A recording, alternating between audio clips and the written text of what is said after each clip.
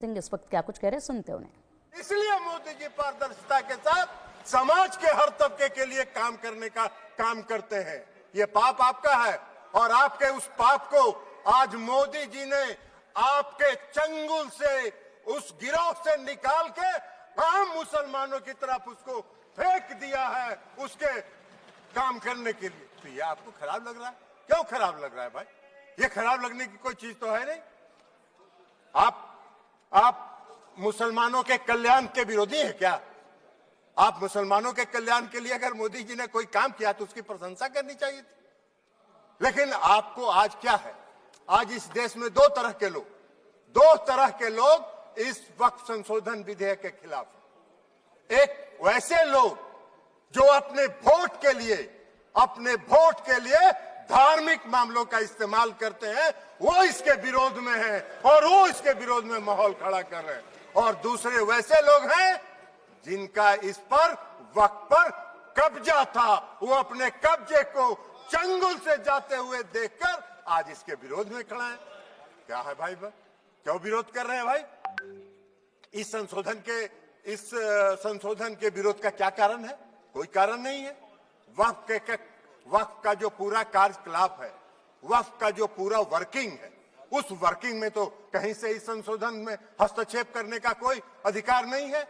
लेकिन अगर वक्फ के कार्यकलाप में हम कोई हस्तक्षेप नहीं कर रहे हैं, लेकिन हम वक्फ का जो आमदनी है, वह आमदनी सही मामलों में मुसलमानों के लिए खर्च हो, इस पर नजर रखने के लिए हम इसमें संशोधन लेके आए। आपको क्या दिक्कत नजर आ रहा है इसमें?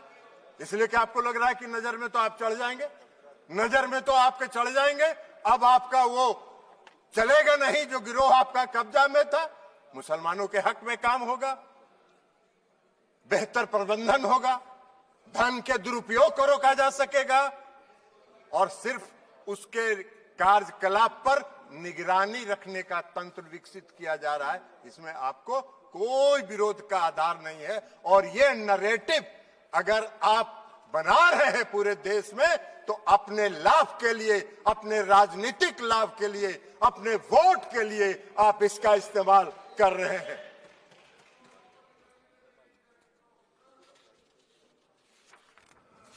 सभापति महोदया, इस संशोधन से क्या होगा?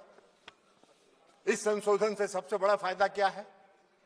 आज मुसलमान समुदाय के अंदर, ये नैरेटिव तो आप बना नहीं रहे हैं, मुसलमान समुदाय के अंदर पसमानदा समाज के भी लोग हैं। आप जरा बताइए हमको, पूरे देश भर का उदाहरण देके बताइए कि पसमानदा समाज का वक्त पर कोई है? वक्त में उसका बेचारे का कोई से है? कितनी बड़ी आबादी है पसमानदा समाज की, उसका कोई से है? आप पूरे देश में, आपके नेता, कांग्रेस पार्टी के नेता पूरे देश में चिल्ला चिल्ला के कह रहे हैं जातीय गणना कराइए, जनगणना कराइए। तो कराइए, तो मुसलमान के पसमानदा के आप खिलाफ कहां हैं? अगर उनको हक दिया जा रहा है और उनको अधिकार दिया जा रहा है। आपको बता देते हैं आपकी सेकुलरिज्म की एक कांग्रेस पार्टी के एक नेता का कल हम देखे अखबार में एक बयान छपा हुआ है कि जेडीयू सेकुलर पार्टी है, उसको देखना है। अरे जेडीयू को और नीतीश कुमार को आपके सेकुलरिज्म के सर्टिफिकेट की आवश्यकता नहीं है, उसकी आवश्यकता नहीं है। आपको हम एक बात बता देते हैं, सेकुलरिज्म की आपकी परिभाषा है समाज को वोट के लिए बांटो, भावना की राजनीति करो और वोट लेके देश पर राज करो और राज करो। यह आपका सेकुलरिज्म का परिभाषा है। नीतीश कुमार जी का और जेडीयू के सेकुलरिज्म की परिभाषा है कि बिना कोई विवाद किए हुए काम करो, समाज के हर वर्ग के लिए काम करो। आपने तो इस देश में बहुत दिन शासन किया। आपको एक मिनट सुनिए, जयप्रकाश जी आपको बता देते हैं, बिहार में नीतीश कुमार जी 20 साल से बिहार के मुख्यमंत्री हैं। आजादी के बाद से आपने कब तक शासन किया? कांग्रेस पार्टी ने बिहार में कब तक शासन किया? आजादी के बाद से नीतीश कुमार जी ने 20 वर्षों में मुसलमानों के हक में जो काम किया आजादी के बाद से आज तक नहीं हुआ। क्या हुआ? मुसलमानों के लिए नीतीश कुमार जी ने तालमी मरकज बनाया, हुनर योजना चलाई।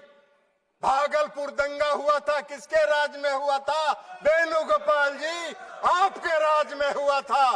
क्या न्याय किया था आपने मुसलमानों के लिए? नीतीश कुमार जी ने एनडीए के राज में भागलपुर के दंगा पीड़ितों को न्याय देने का काम किया।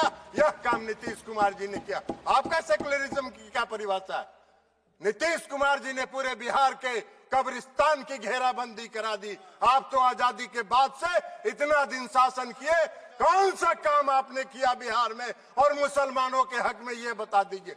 लेकिन नीतीश कुमार जी वोट के लिए राजनीति नहीं करते हैं और नीतीश कुमार जी ने मुसलमानों के हक में बिहार में जितना काम किया, भारतीय जनता पार्टी उसकी भागीदार रही। भारतीय जनता पार्टी के समर्थन से ये काम हुआ। आप कहां खड़े हैं जयप्रकाश जी? ऐसे ही चिल्पो करते रहिए, कुछ होना जानी नहीं है।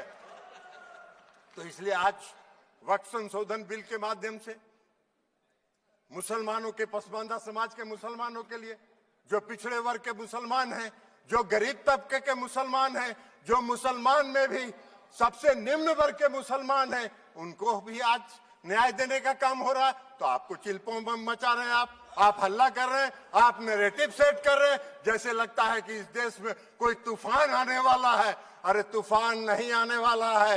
इस देश के पसमानदा समाज के मुसलमान कल नरेंद्र मोदी के साथ खड़े होंगे कि इनके शासनकाल में हमको न्याय मिला।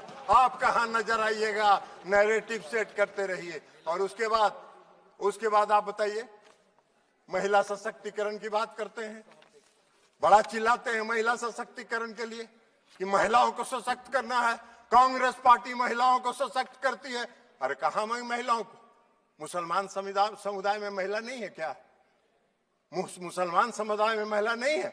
आज अगर मुस्लिम समुदाय के महिलाओं को वक्फ के साथ जोड़ा जा रहा है, आपको क्यों विरोध हो रहा है? मुस्लिम समाज के महिलाओं को भी सशक्तिकरण का हक है।